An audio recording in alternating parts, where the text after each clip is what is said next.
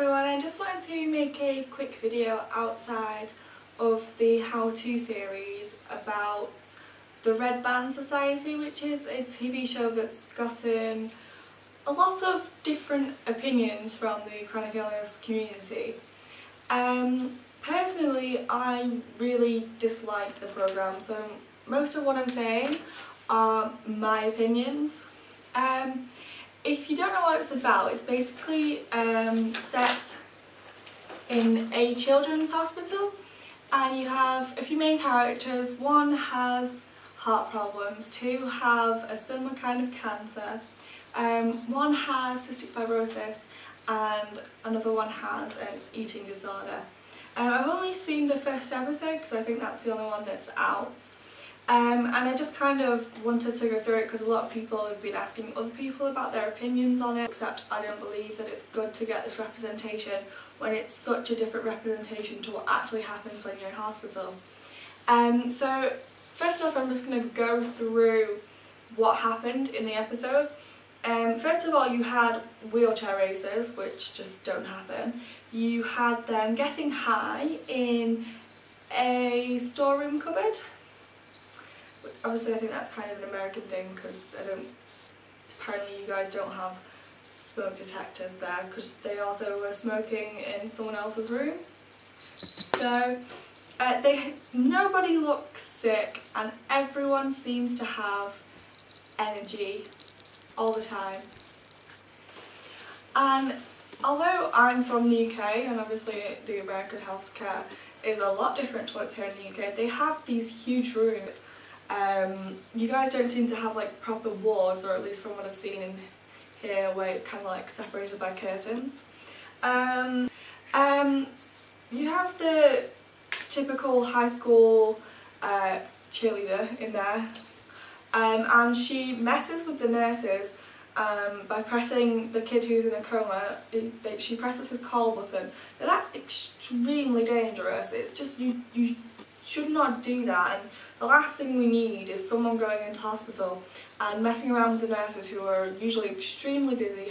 One of the other things is that a teenage boy walks into the hospital.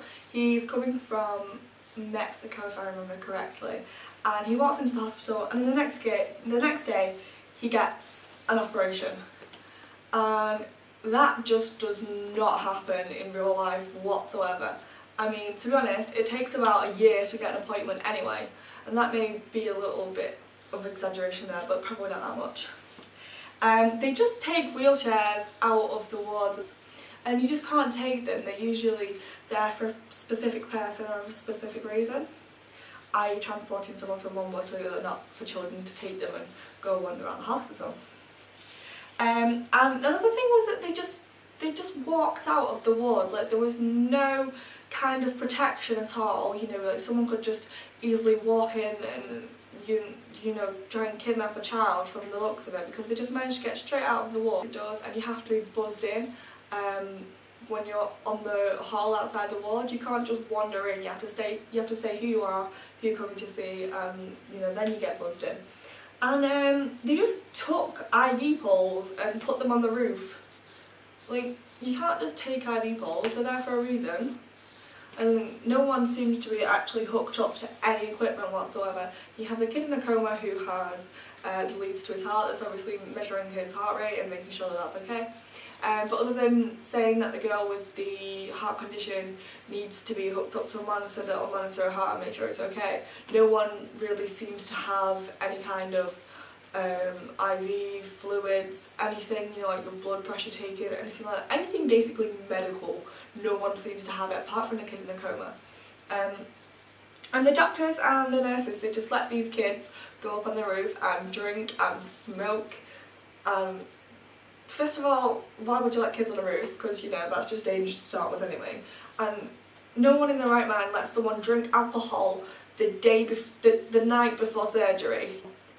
It's like they didn't, like when you watch Grey's Anatomy and House and Scrubs, anything that's a medical programme, when you hear about behind the scenes or you hear the actors in interviews, they're always saying how they have someone who used to be a doctor or worked within a hospital, and they tell them what is correct and what's wrong. So within Grey's Anatomy, they tell them how the operation should look, what they're supposed to be doing throughout the operation, but there does not seem to be anybody like that who has been on the show of Red Band Society and stated, actually no, you're doing that wrong. If you want to make it look like a real hospital, it should look like this. There's just none of that. Two of the quotes, I think, the first one is by the guy who has had cancer and he's already had his leg cut off, and it says, your body isn't you, your soul is you, and they can never cut into your soul. Now, I think I'm kind of stealing what I'm about to say from someone else on Tumblr, so if you see this and actually you said, oh no, I said that, I will give you credit completely. But when you aren't terminal, or even when you are terminal, when you're told that you're going to be sick, that you're going to be ill for the rest of your life, and that there is no cure, there's no treatments, there's nothing they can... your soul does get cut into. Your soul breaks into a million different pieces when you're told that there is nothing that anyone can do about your illness, that you're going to be stuck like it for the rest of your life, that you're going to have to try and get a job or sit at home and be on disability living allowance, and it breaks you, and it breaks the people around you. Your body may not be you according to this character, but your soul can be broken into a million pieces when you get bad news like that. You become so upset that you don't know how to cope, and saying something like that is basically saying, you know what, I've never been in a hospital in my life ever, I have no idea what it's like to be diagnosed with something that there's no cure for, with something that you're stuck for the rest of your life, where it can get worse and there's only a small chance where you will get better to the point of being able to function like a proper, normal, healthy human being can. And the other quote is, everyone thinks that when you go to a hospital, life stops, but it's just the opposite. Life starts. Let me tell you one thing, the only way life starts in a hospital is if someone's being resuscitated or if someone has had a baby. Because your life doesn't start when you go in a hospital. That's insinuating, actually I think where they're coming from with that is, your life starts when you go in a hospital when you have an acute illness or a chronic illness that can be cured. When you have an illness like appendicitis, you take your appendix out, you're done, you recover from surgery, off you go again, it doesn't matter. Or if you have something, swine flu, which is the only thing I can seem to think of right now. Thank you, Robin, that's where I've got that from. You know, swine flu, you get the meds and you're cured and you're done, your life started again. When you have a chronic illness, like the people in Red Band Society have, apart from Charlie the kid in a coma, who only seems to be in a coma, he doesn't seem to be long-term sick. Your life does not start when you go to hospital. Your life, again like your soul, gets torn into a million pieces because you have the doctors say, actually there's nothing we can do for you, we can just try and make you more comfortable, try and give you painkillers, and or maybe give you something that can help you sleep, but there's no guarantee that these meds will work. And then you try all these different treatments, and as the time goes on, the longer you're sick, the more treatments you try, the more you become as if you feel like everything is hopeless. Your life stops when you go into hospital, not because you die, but because you found out that you're going to live your life in pain, in agony, in feeling awful for the rest of your life. And like I said, the only way life starts when you go into a hospital is if you've been given a miraculous cure, or if you've just had a baby, because this glorifying of hospitals and chronic illnesses has to stop. This is our lives, we live like it, and we don't go running around hospitals, we don't drink on the roof, mainly because we can't, and not just drink as in we can't have alcohol because of the meds we're on, mainly because we can't, because we don't have the energy to get out of bed some days. And I'm not saying that you don't make friends when you're in hospital, but when you're in hospital you're not there to have fun, you're not there to, you know, have a party because you're getting your leg chopped off.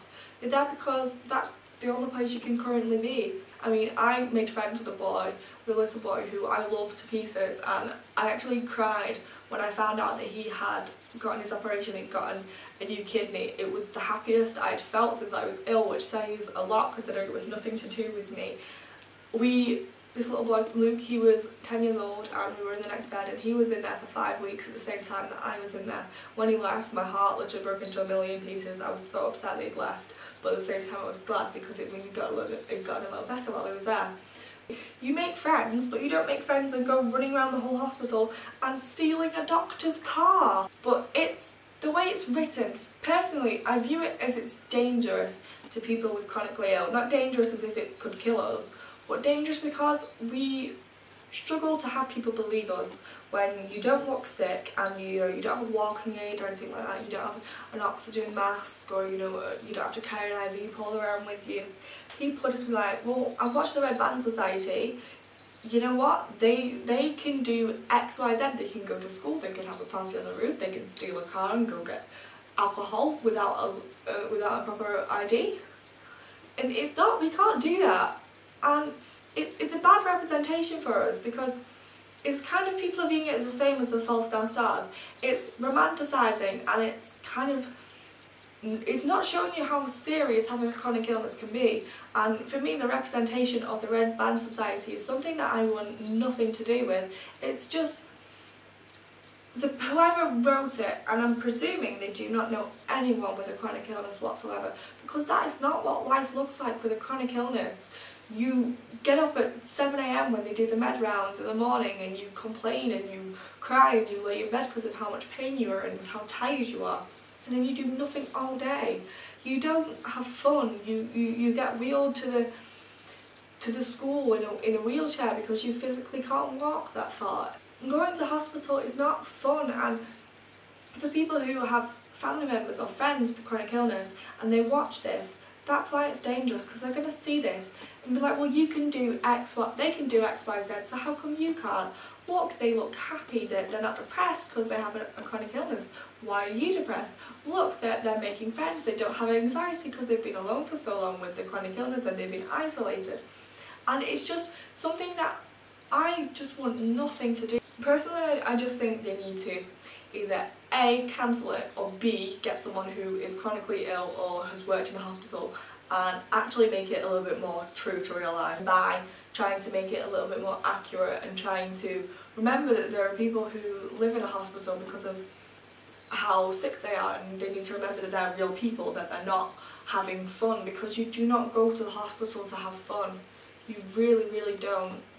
And the last thing I want is, the last thing any of us want is for someone to get hurt because of the Red Band Society, whether it's emotionally or physically, because someone's like, oh, actually they can do it, you should do this physical activity, and then you end up in the hospital anyway. They're like, oh, it can't be so bad because it's the hospital, it's so much fun, I've seen the Red Band Society. And people emotionally, they might tell you that you're a liar, that you're not sick. They don't look sick on the Red Band Society. That's because A, they're not sick, and B, they're covered in so much makeup. I mean, the amount of people that have posted on Tumblr that they don't even know how much makeup it would take to get rid of the bags under their eyes is ridiculous. But I really just don't want anyone to get hurt because of the Red Band Society, and there are a lot of people that have just said that it's ridiculous, it's not true to real life, and in chronic illness they're just glorifying it really, and it's not something that anyone within the chronic illness community wants.